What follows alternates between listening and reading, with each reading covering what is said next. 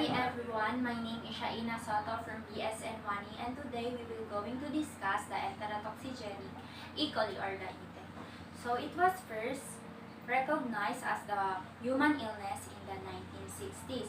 It was also often related as the cause of the traveler's diarrhea to some travelers who travels to some developing countries.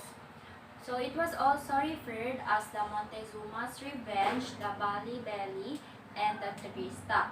So let's proceed to the epidemiological triad. So first, the environment. So where do this Escherichia, or the Enterotoxigenic E. coli can be found, or their environment? So they can be found in some contaminated food and water. So we all know that some developing countries really lack on managing or practicing the proper hygiene, especially to some of the when preparing their food and also the water supply, because sometimes it can be contaminated by the animal or human feces. So that's the mostly cause that may affect the environment in which the enterotoxigenic E. coli can be found. So the next is the host. So where do these enterotoxigenic mostly infect a host? So it was preferred as the major host of this said illness. It is the travelers who travels to some developing countries, and as human beings, we are the main cause of this said bacteria, the E.T. So lastly, the pathogenic agent of this said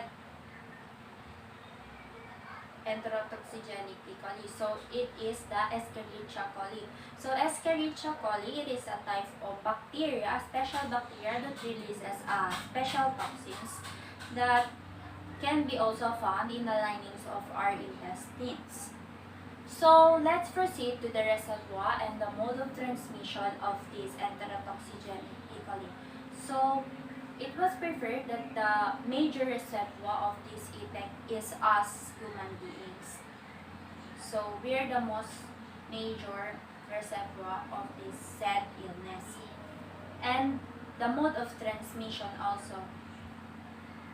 It can be transmitted by preparing food and also water, because sometimes it can be contaminated by,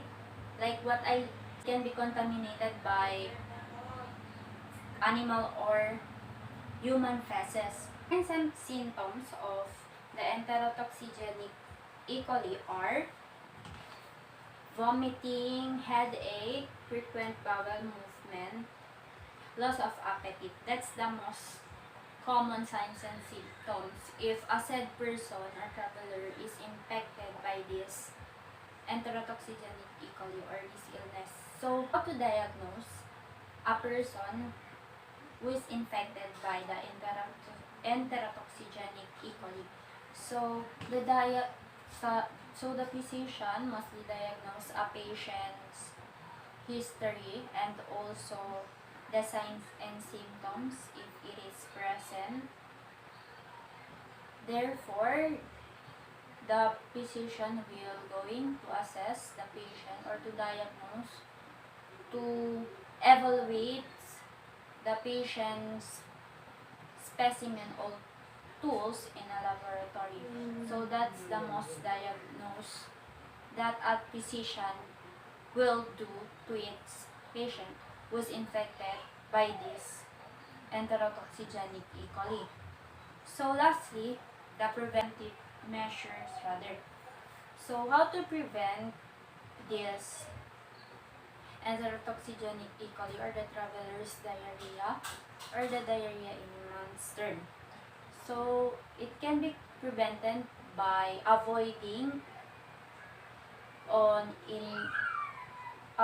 to intake food and beverages that is probably contaminated by this E.Coli.